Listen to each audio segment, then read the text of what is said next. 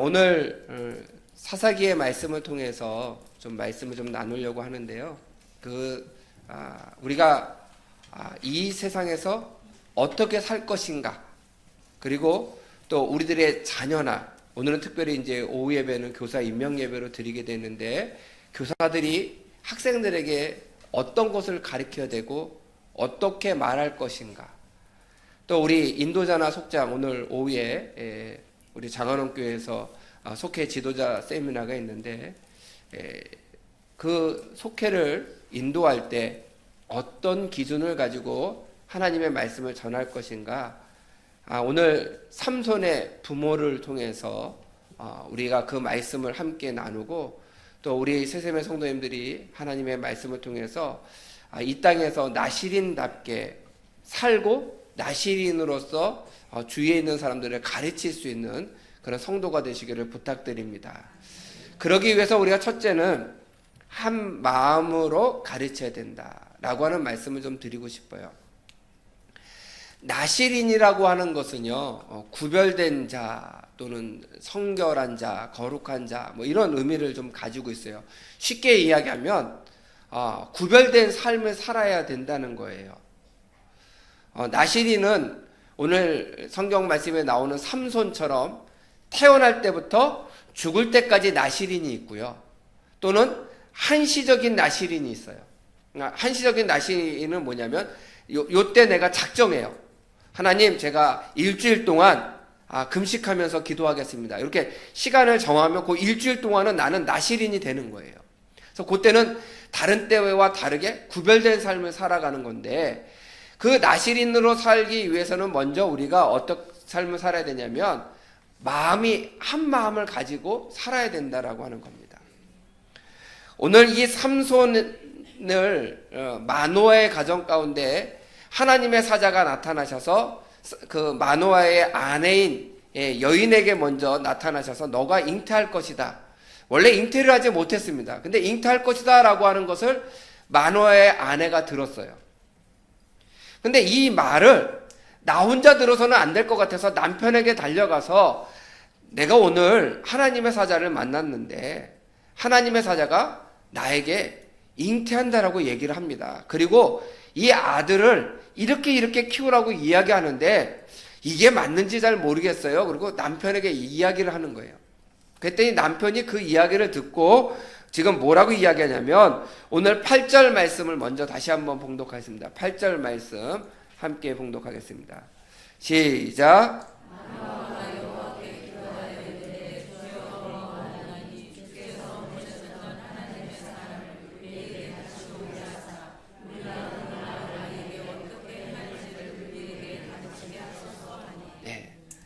하나님, 제 아내는 들었는데 저는 못 들었어요. 저도 듣고 싶어요. 만화가 이렇게 된 거예요. 주께서 보내셨던 사람을 다시 오게 해주셔서, 아내에게도 말씀하셨는데 저도 하나님의 사자에게 직접 듣고, 하나님께서 우리에게 아들을 주신다고 했는데 그 아들을 잘 키우고 싶어요. 그래서 하나님 알려주세요. 그거예요. 아마 여기 계신 분들 중에 나는 우리 자식을 절대 잘 키우고 싶은 마음이 하나도 없어. 네 맘대로 커. 그런 마음을 가지신 부모는 한 분도 없을 거예요. 자녀가 딱 출생하는 순간 우리는 어떻게 해요? 이 자녀를 내가 잘 키워봐야지. 아마 그런 마음을 가지고 자녀를 키워보셨을 겁니다. 근데 자녀가 잘 크나요? 내 뜻대로 잘 되나요? 잘 안 돼요. 그런데 마노아는 아내와 함께 그 낳은 자녀를 잘 키우고 싶은 거예요. 그랬더니 하나님께서 응답하셨습니다. 9절 말씀 다시 한번 봉독하겠습니다. 9절 말씀도 함께 봉독하겠습니다. 시작.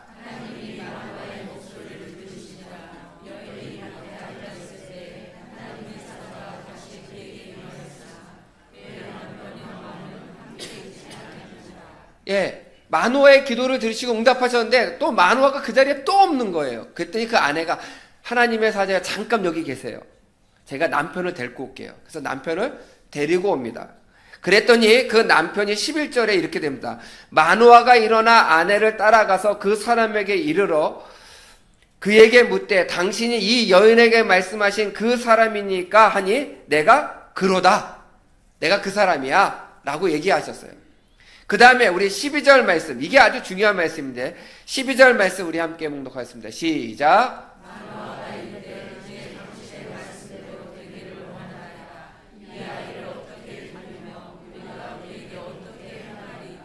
아멘. 마누아가 이렇게 얘기하는 거예요. 우리에게 자녀를 주신다고 약속하셨는데 그 말씀이 그대로 이루어지기를 원합니다. 그런데 우리가 이 아이를 어떻게 키우는 것이 좋겠습니까? 이 믿음이 참 중요해요.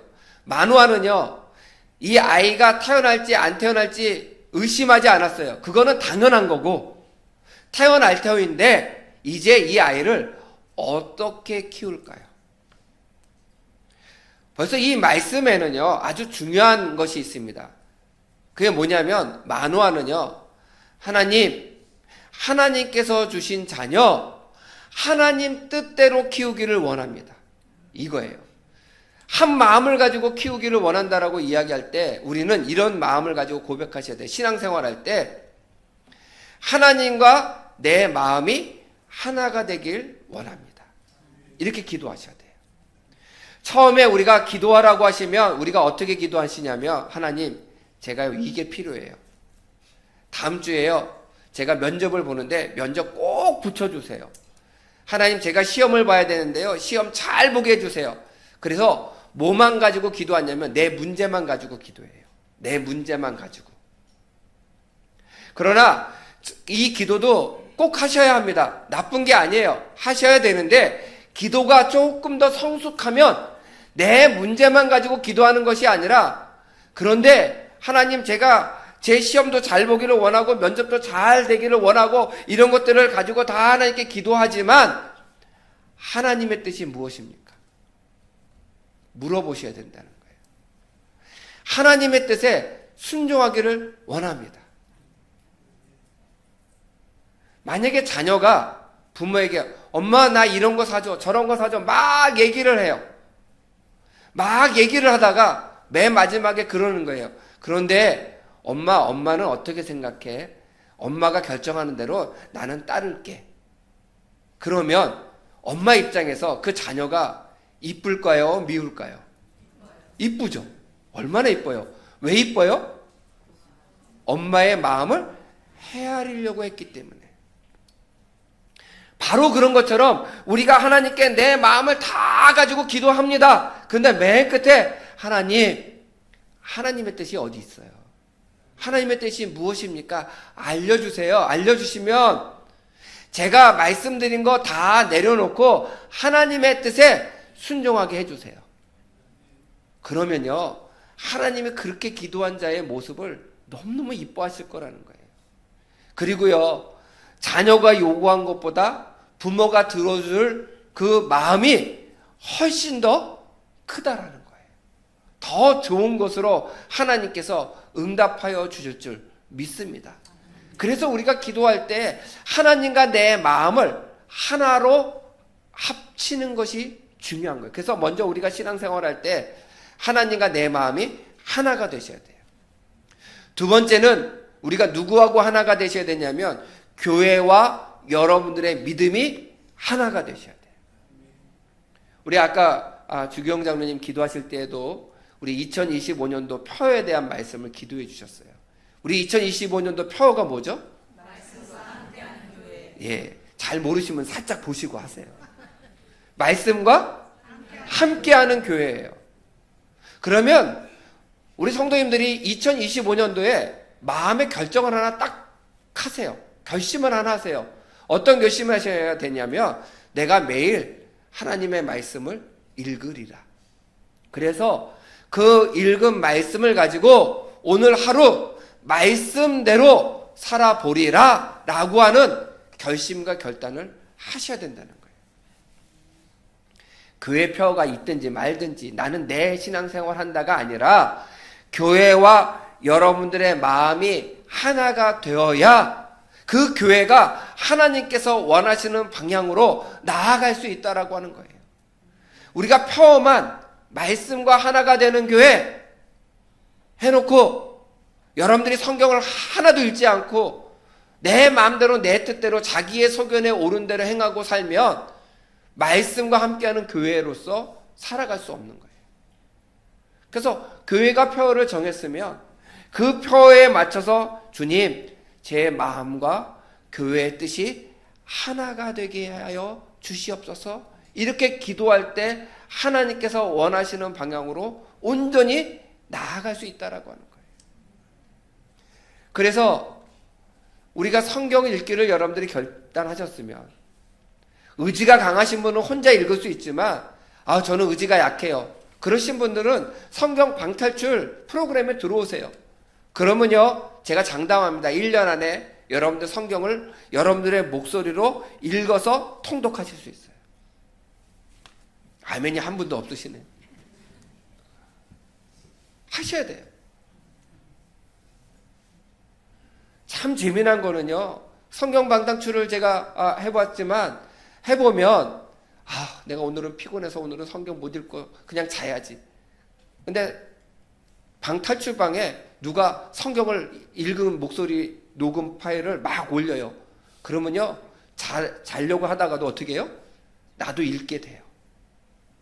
전혀 공감이 없으시네요. 해보셔야 알아요. 해보셔야. 그게 무슨 뜻인지. 저도 그 방에 들어가서요, 우리 성도님들과 똑같이 성경 읽고 또 매일 저도 올릴 겁니다. 왜? 저만 말로만 하고 우리 성도님들만 하라고 그러고 저희가 성경을 안 읽으면 되겠어요? 안 돼요. 그래서 저도 그 방탈출방에 똑같이 들어가서 똑같이 할 거예요. 그래서 교회와 우리 성도님들의 마음이 하나가 될 때에 하나님께서 우리들에게 주신 사명, 또 하나님께서 우리들에게 주신 자녀들, 하나님께서 우리들에게 주신 속도원들, 선교회 회원들 함께 신앙 안에서 온전하게 성숙하게 나아갈 수 있다라고 하는 거예요. 그래서 마음을 하나가 되게 하는 것이 굉장히 중요합니다. 가정에서는 부부가 마음이 하나가 되기를 간절히 기도하시기를 부탁드려요. 부부가 함께 마음을 함께 하셔야 돼요. 그러려면 우리가 서로 다른 생각을 가지고 있을지라도 함께 기도하고 말씀 읽고 그러면서 깨달은 것으로 하나님께서 주시는 마음을 가지고 의견을 나눌 때 하나가 되는 거예요. 그 하나가 되는 마음을 가지고 일을 할 때에 하나님께서 맡겨준 사명을 끝까지 잘 감당할 수 있다. 저는 우리 새샘의 성도님들이 하나님께서 주시는 하나된 마음을 가지고 하나님의 뜻을 이루시는 우리 새샘의 성도가 되시기를 간절히 축원드립니다. 두 번째는 부정한 것을 먹지 말라라고 하는 말씀을 지키셔야 돼요. 우리 14절 말씀 우리 함께 봉독하겠습니다. 14절 말씀 시작.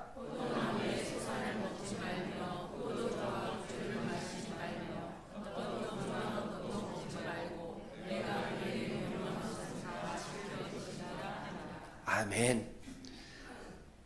가끔 신방을 가거나 이렇게 전도를 하거나 그러면 그러신 분들이 있어요. 아니 목사님, 교회 가면 좋은 얘기 듣는 거 다 알고 좋다라고 하는 걸 아는데 저는 술 담배를 해서 못 가요.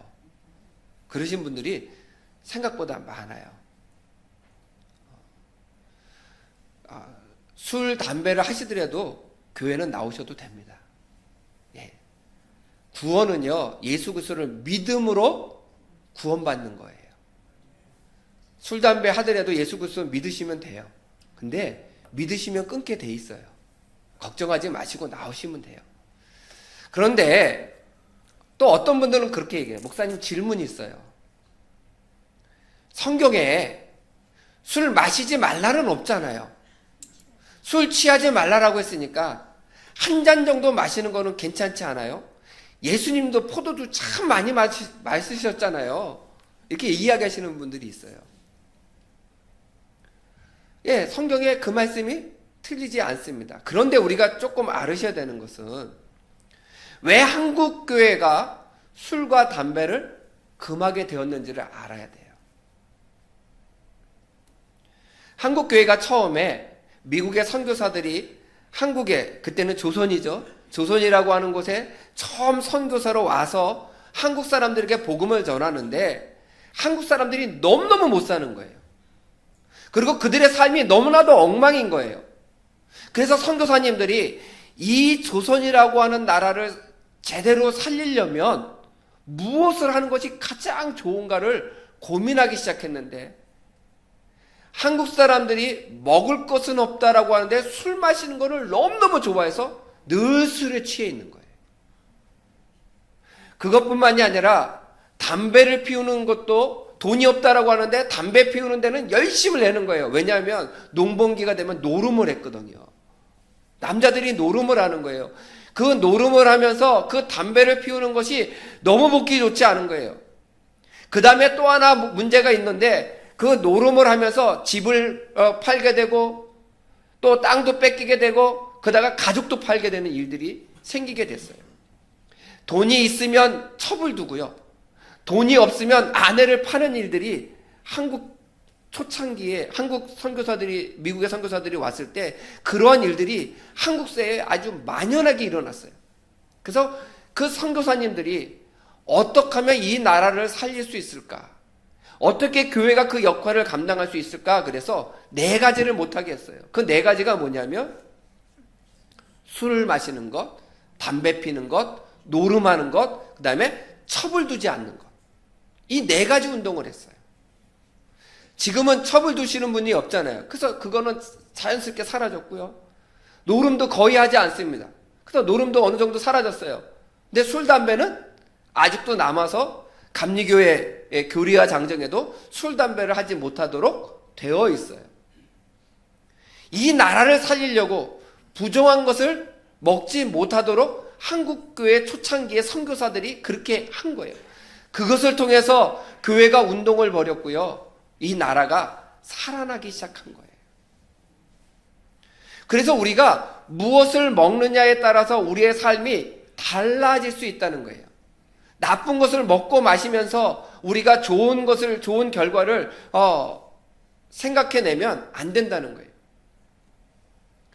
제가 전에 제가 95년도에요. 처음 해외 여행을 나간 적이 있는데 배낭여행을 나갔어요. 뭐 지금처럼 인터넷이 있는 것도 아니고 뭐 정보를 많이 있는 것도 아니고 그냥 무대뽀로 태국에서 말레이시아에서 싱가포르까지 제가 이제 배낭여행을 쭉 했는데 생전 처음 해외를 나가니까 태국에 나가서 첫 끼를 먹는데 그 향신료 냄새가 너무너무 심해서 음식을 못 먹겠는 거예요. 그래서 제가 3일을 굶었어요. 먹지를 못하겠는 거예요. 배가 고파서 식당에 가면 그 향신료 냄새 때문에 음식을 주문해서 나오면 향신료 냄새 때문에 도저히 먹을 수가 없어가지고요. 식당에 들어갔다 그냥 나오고 먹지 못하고 나오고 있어요. 3일을 굶었더니요. 배는 게 없더라고요. 그래서 제가 그 여행을 갔다 오고 나서 그래서 동남아 쪽은 제가 다시는 내가 여행을 가지 말아야지 이런 마음을 가졌는데 선교 여행을 동남아 쪽으로 제가 계속 가게 된 거예요. 갈 때마다 저는 교회다가 얘기는 안 했지만 걱정인 거예요. 그 향신료 특히 우리 성도님들 잘 아시죠? 고수를 이 고수만 없으면 좀 음식을 먹겠는데 모든 음식에 고수가 나더라고요. 그래서 제가 그것 때문에 힘들어하니까 그곳에 계신 선교사님이 저한테 그래요. 목사님 힘들어도 고수가 들어간 음식을 꼭 드셔야 돼요. 왜요? 그랬더니 고수를 많이 먹어야 땀을 흘릴 때 고수의 향기가 땀으로 나간대요. 그래서 사람 몸에 우리 성도님들 한국 사람들이 많이 모여있으면 미국이나 유럽 사람들이 와서 무슨 냄새 난다고 그래요? 우리는 나요 안 나요?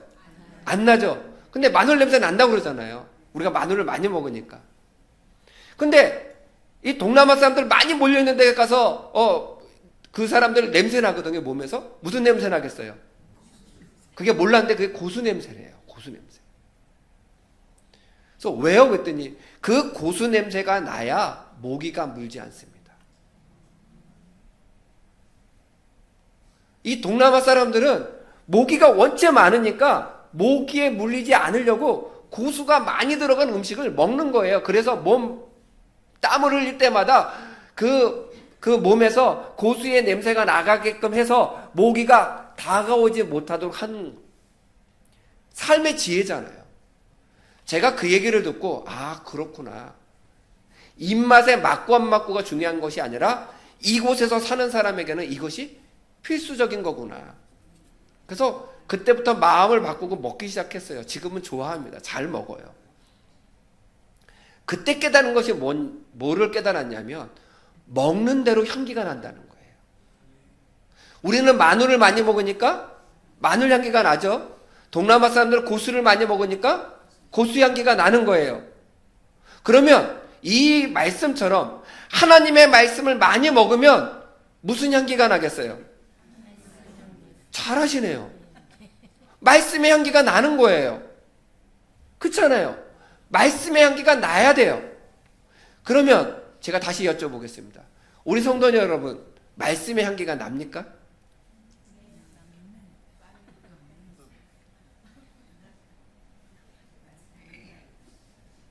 우리 새샘의 성도님들 말씀의 향기가 나기를 간절히 소망합니다. 나야 돼요. 부정한 것을 먹으면 부정한 향기가 나는 거예요. 정결한 것을 먹으면 정결한 향기가 나는 거예요.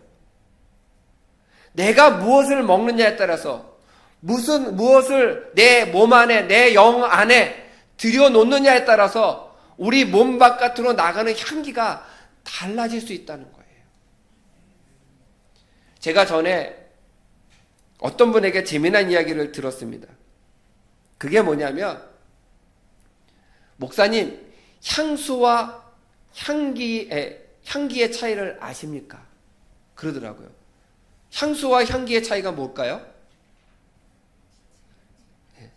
향수는 뿌리는 거고 향기는 저절로 나는 거고 그런 거 있기도 하지만 향수는 시간 제한이 있다는 거예요. 향수도 향기가 나죠. 근데 시간 제한이 있어요. 제일 진한 향수도 24시간을 갈 수가 없어요. 가장 약한 향수는요 2시간에서 4시간 간대요. 가장 진한 향수는 약 12시간 정도 간대요. 향기는 내려고 하지 않아도 24시간 계속 나가는 거래요. 제가 그 얘기를 들으면서 나는 그리스도의 향기를 내고 있는가? 내가 지금 먹고 있는 것이 말씀을 먹음으로 말미암아 말씀의 향기가 나고 예수 그리스도의 사랑을 먹음으로 말미암아 사랑의 향기가 내 삶 속에 24시간 흘러 넘치고 있는가? 그러지 못하다라고 한다면 하나님, 부정한 것을 먹지 말고 하나님의 말씀을 먹을 수 있게 해주세요. 하나님의 사랑을 먹을 수 있게 해주세요. 하나님의 은혜를 내 안에 먹을 수 있도록 인도하여 주세요. 정결한 것을 먹기를 원합니다. 그래서 그 정결한 것을 먹음으로 말미암아 내 안에서 정결한 향기들이, 신앙의 아름다운 향기들이 나가도록 하셔야 된다는 거예요. 저는 우리 새샘의 성도님들이 내가 정말 부정한 것들을 먹지 말고 정결하고 은혜로운 것들, 사랑스러운 것들을 먹으심으로 말미암아 여러분들의 삶 속에 말씀의 향기가, 신앙의 아름다운 향기가 나가시기를 주님의 이름으로 간절히 축원드립니다. 마지막으로는요, 구별된 삶을 사시기를 부탁드리고 그렇게 가르치시기를 부탁드려요. 오늘 본문 말씀은 아니지만 5절 말씀, 그 앞에 나오는 말씀인데 5절 말씀을 우리 함께 봉독하도록 하겠습니다. 시작.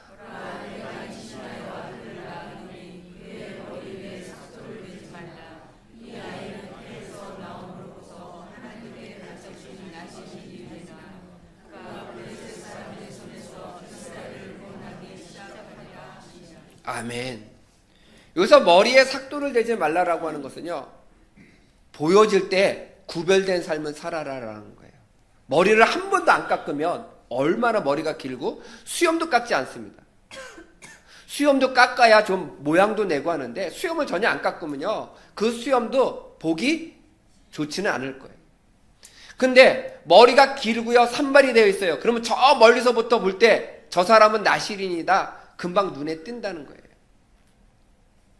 그럼 왜 이렇게 눈에 띄게 했느냐? 우리 고린도전서 11장 3절 말씀 함께 봉독하겠습니다. 시작.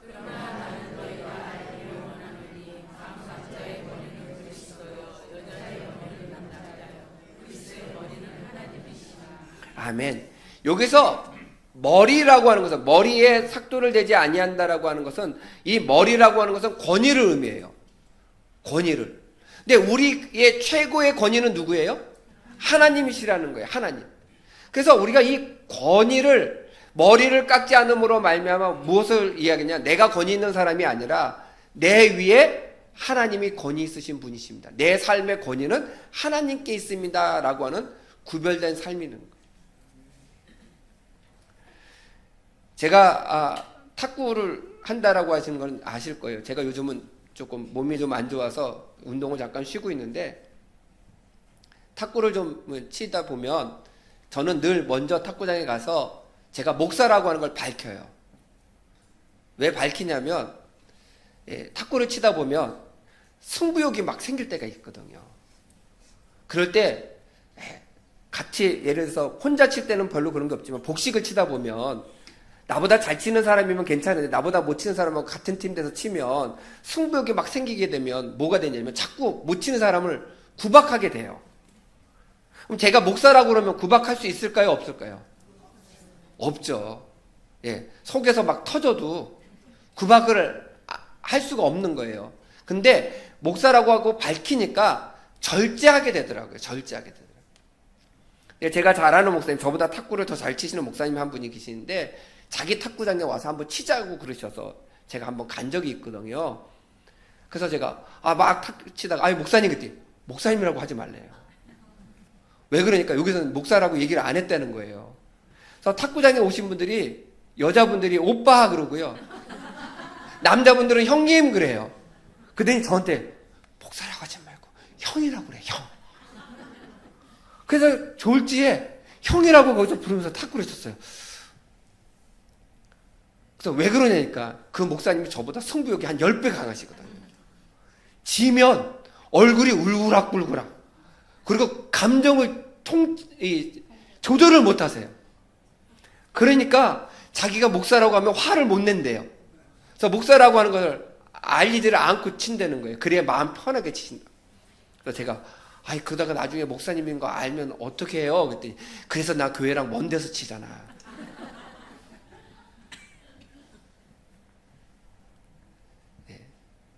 그 목사님 마음도 이해는 해요. 근데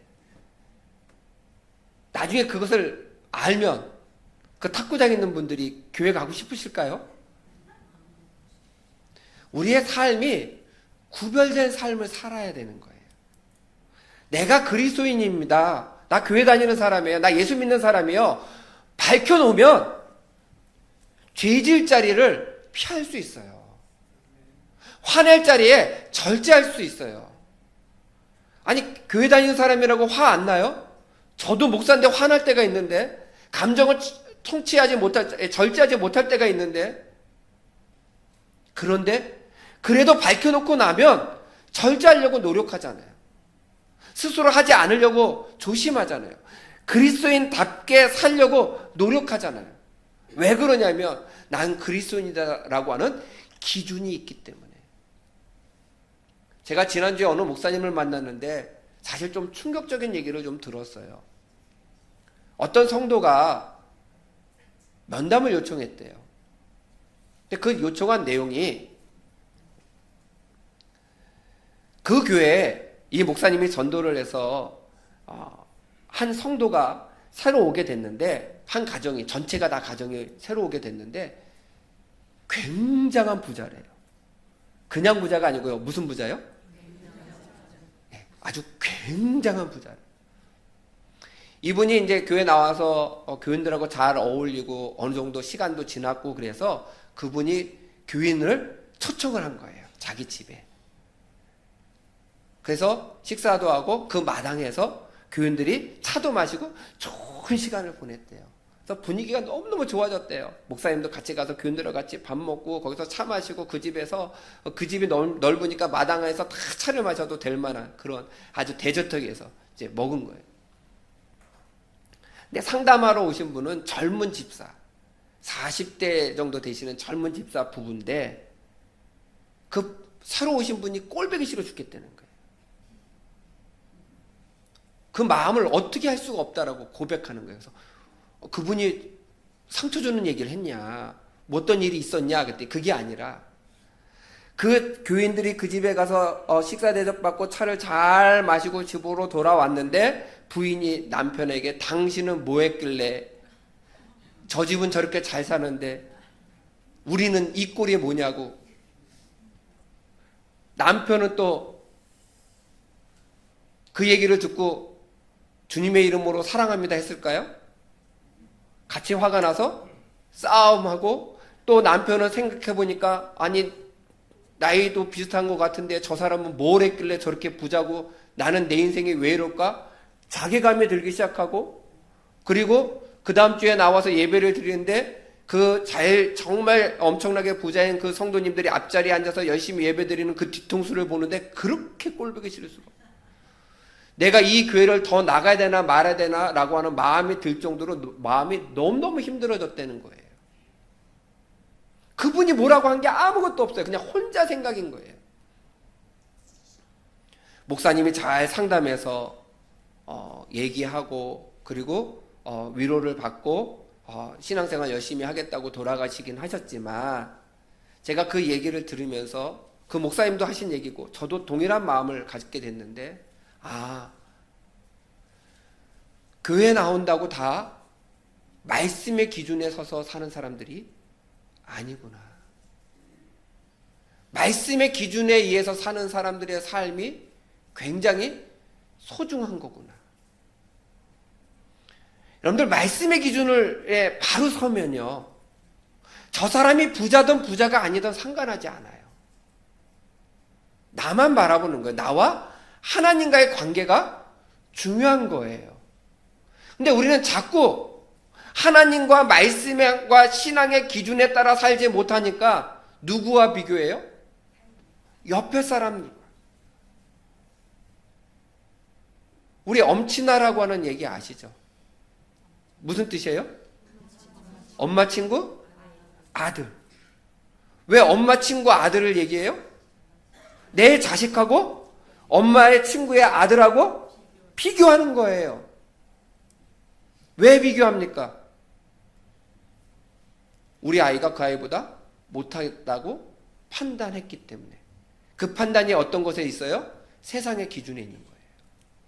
말씀에 의한 기준이 아니라는 거죠. 신앙에 의한 기준이 아니라는 거죠. 우리가 하나님의 백성이다라고 고백합니다. 우리 하나님의 백성이죠. 왜 이렇게 대답이 없으세요? 우리 하나님의 백성이죠. 하나님의 백성이에요. 그러면 하나님의 백성이면 하나님의 법에 의해서 살아야 되잖아요. 하나님의 법에 의해서. 하나님의 말씀에 의해서 살아야 되잖아요. 하나님께서 주시는 기준으로 살아야 되잖아요. 그 기준으로 살아야 되면 우리가 세상의 기준으로 비교하는 삶이 아니라 하나님의 말씀에 의해서 주시는 삶으로 살아야 된다는 거예요. 하나님께서 주신 내 가정, 내 남편, 내 아내, 내 자녀, 내 부모 이 기준을 가지고 살면요 흔들릴 리가 없다는 거예요. 거룩한 삶은요 하나님의 말씀의 기준에 의해서 사는 삶이에요. 교회에 나온다라고 거룩한 삶을 구별된 삶을 사는 게 아니더라는 거예요. 우리 성도님들이 거룩한 삶을 살기를 원하십니까? 그러면요 말씀의 기준을 분명하게 세우세요. 저도 사람이기 때문에 때로는 욕심이 생겨요. 다른 교회 막 잘됐다라는 거 하는 얘기를 들으면 괜히 부럽고 왜 우리 교회는 못할까? 왜 우리 교회는 안 될까? 이런 생각을 하기도 합니다. 또 안 된다고 하는 교회 얘기를 들으면 아유 그래도 내가 저 교회보다는 낫지라고 하는 우월의식을 가질 때도 있습니다. 근데 그거는요 불필요한 거예요. 하나님의 교회는요 다 잘 돼야 돼요. 저 교회는 나보다 좀 못했으면 좋겠고 이 교회는 나보다 잘 됐으면 좋겠고가 아니에요. 하나님의 교회는 하나님이 주인이시기 때문에 모두 다 잘 돼야 돼요. 안 된다는 소식을 들으면 안타까워 하셔야 되고요. 잘 된다는 소식을 들으면 같이 기뻐하셔야 돼요. 왜 아멘이 이렇게 약하세요? 그런 기준에 의하면 내 가정만 잘 돼야 될까요? 아니에요.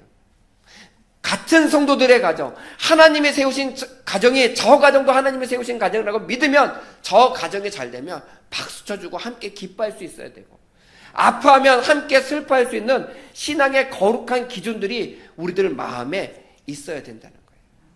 저는 우리 성도님들이 그런 성도님들이 되시기를 부탁드립니다. 그래서 하나님의 말씀대로 살아가셔서 우리가 어떻게 이 세상을 살면서 행할지 잘 가르치고, 또 내가 그 말씀대로 온전한 기준대로 살아가시는 우리 새샘의 성도가 되시기를 간절히 축원드립니다. 이 세상은요, 다른 기준에 의해서 살아가는 성도가 되지 마시고 하나님의 말씀의 기준을 잘 두시고 하나님과 한 마음을 가지시고요, 그리고 부정한 것을 버리고 거룩한 것을 먹고 그것으로 향기를 내는 성도가 되시고, 마지막으로 이 땅에서 말씀의 기준을 잘 세우셔서 거룩하고 구별된 삶을 살아가시는 우리 새샘의 성도가 되시기를 간절히 축원드립니다.